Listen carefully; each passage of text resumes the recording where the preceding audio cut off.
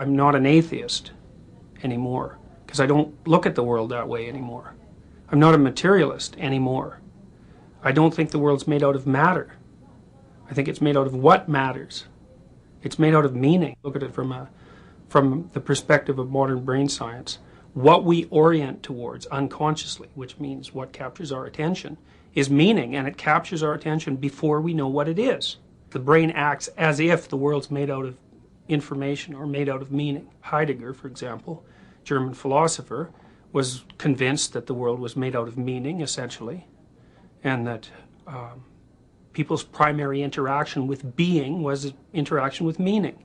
And that isn't what modern people think, because they're deeply materialistic. If you go back 400 years or 500 years and you look at what people meant when they said matter, which is what things are made out of, what they thought matter was isn't like what we think it is. It wasn't like this material stuff, sort of like dirt, that everything was made out of. It was much more complicated than that. The problem with the standard view of matter is that it doesn't really deal with the fact that matter comes in arrays and in patterns. And the patterns and the arrays, which is sort of lost when you think about atoms, that's where all the action is. That's where the reality is. God creates Adam and Eve explicitly in his own image.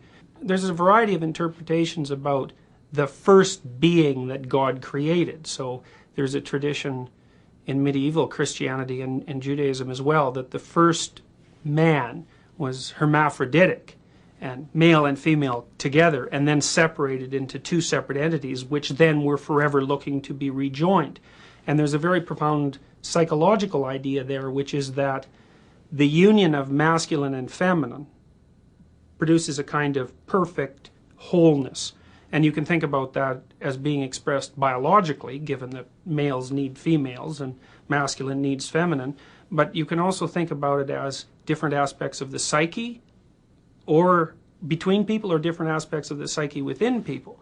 So whatever consciousness is, it comes in masculine and feminine embodiments. The masculine and the feminine embodiment are equally representations of God, which I think is quite remarkable, because, you know, there's a whole line of feminist criticism of the Western tradition that makes the presumption that the whole structure is patriarchal. And I don't think that's true. If it was patriarchal, it would have been man that was created in the image of God, and it is explicitly not that. What feminine and masculine, as well as being markers for gender behavior, are also symbolic categories. And the feminine symbolic category is the genetrix of things, the matrix, because the female is associated with the act of, with the most fundamental aspects of the act of reproduction. So it's out of the feminine that new forms spring. For example, new forms come out of what you don't understand. That's the matrix of being.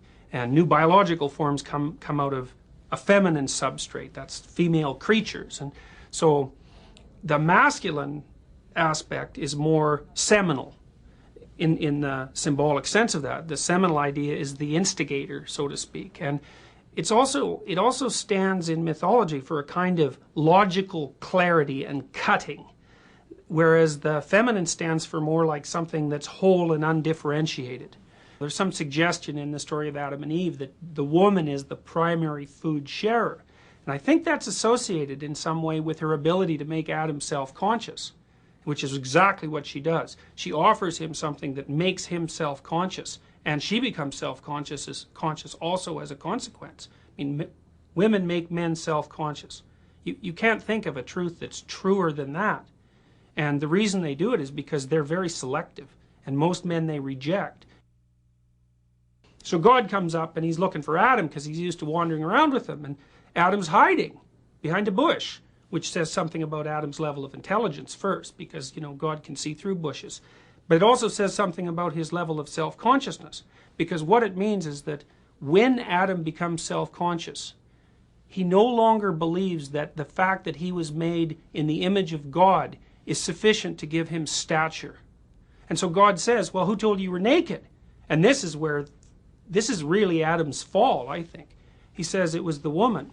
He blames her, which is really pathological. The woman you gave me, it was her fault. Yeah, she made you self-conscious. Well, hooray, you know, you woke up. There's something to be said for that. Now, women torture men into being awake, and I don't suppose that's always received with gratitude. John Milton, he wrote Paradise Lost for two reasons, and one was to justify the ways of God to man. And the second rationale for his writing was to codify mythologies, stories that were in some ways peripheral to canonical Christianity into a single coherent narrative. Here's a question he tried to answer, which was, well, if God was all-knowing, why would he set Adam and Eve up to fall? And Milton has a very sophisticated answer to that, and it is that people truly have free will. And even if God knew that they were going to fall, there was nothing he could do to stop that except deny them free will. And free will is so valuable that that denial was not going to happen. Dostoevsky points out that freedom happens to be very important to people, and even arbitrary freedom. Like, people want the freedom to go to hell in a handbasket, even. They don't want constraints. They're willing to put up with a lot to have their freedom. And God's judgment is something like, freedom is better than safety. The snake in the Garden of Eden is a really interesting character. Human beings and their closest biological relative, chimpanzees, are innately afraid of and attracted to reptiles. They automatically trigger off responses in a part of the brain called the amygdala that's associated with anxiety. And I think the evolutionary reason for this is that mammals and reptiles have been at war, in a sense, over ecological turf for something between 60 million and 200 million years. Reptilian features, which are cold-blooded, piercing-eyed, toothed, lurking, nocturnal, out there, out in the unknown, out where chaos is. The snake is representative of the unknown, in a sense, and it's an ambivalent feature, and you see that even in its use in mythology, because, for example, the dragon in Western culture is a negative feature, but in Chinese culture it's a positive feature. And so the unknown is like that. It's positive and negative. The snake in the Garden of Eden is representative of all those things that lurk when you think you know what you're doing. And when you think you know what you're doing, you've carved out this little Eden, this little paradise in which you're operating. But there's always something that's lurking, and that's all the things you're not paying attention to. Well, that's the snake. And when that snake pops up, we're wired. If a little snake pops out, we might want to run away from it. But like, we're curious about that. We're going to go over there and investigate it right away. Now, when chimps come across a python in the forest, they have a specific cry. It's called a snake rah. And the chimps who don't like snakes, they don't run from it. They back off, and then they watch the thing. They cannot tear their eyes away from it. And some of them will stand there and look at it for 10 minutes. Other individuals will stand there for hours watching the snake. The unknown is fascinating. We can't look away from it. We have to encounter it, even if it's terrifying. It's partly why, teenagers like horror movies. They're driven to look at the snake. They're driven to interact with the snake. In Genesis, of course, interacting with the snake means the end of paradise, just like it does in life. There are ideas that the serpent in the Garden of Eden was Satan and trying to destroy God's handiwork. People often look back in their lives and they say, well, I got knocked out of my little paradise by, this particular event. But looking back on it really made me grow up. It really made me mature. Whatever it is that's the serpent in the Garden of Eden certainly plays that role. It's a catalyst. Much of what's unknown is redemptive. Much of what's unknown gives life savor. It provides the kind of excitement that justifies suffering. The injunction behind religious thought, fundamentally, is that you should live your life in such a way that the suffering it has to contain, because you're confined and vulnerable, is justified. The profane world exists because paradise always falls apart. Now, and that's a catastrophe. That's the human catastrophe, and maybe that's original sin. And profane life is characterized by suffering, intense suffering. And that's a terrible thing. I mean, it's so terrible that the first two people to really inhabit the profane world, Cain and Abel, Cain is so disturbed by the nature of the world that he turns into a revengeful, homicidal, resentful, fascist authoritarian, and the father of war.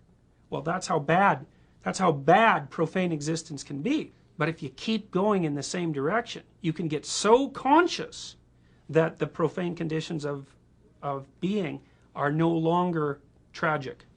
They're acceptable.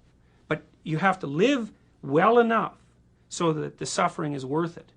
If you took advantage of every opportunity you had, if you crawled through every window that was open to you, if you lived as perfectly as you could, your life would be justifiable on its own terms, despite its suffering and despite the tragedy in the world. That's why Kierkegaard said that people are redeemed one by one and not in groups.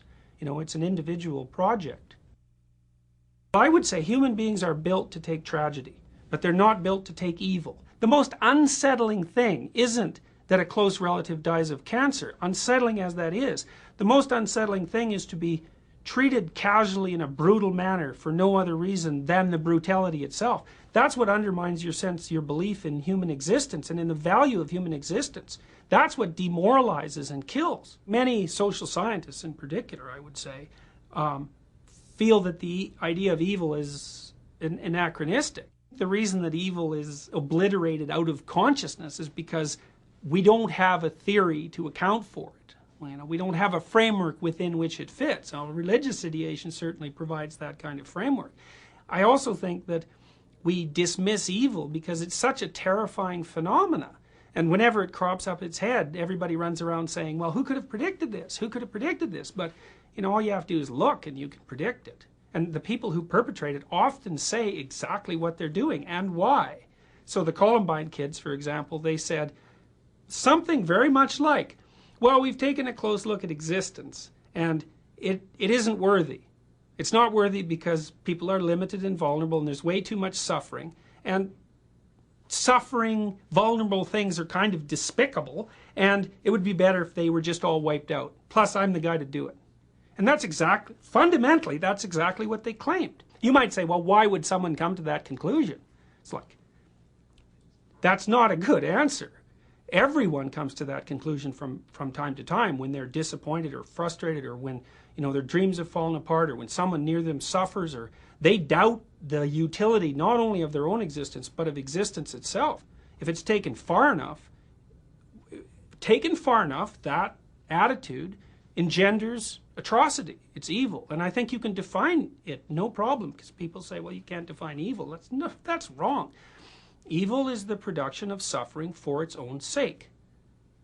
That's simple. And if you think people don't do that regularly, well, you know, you just haven't been looking.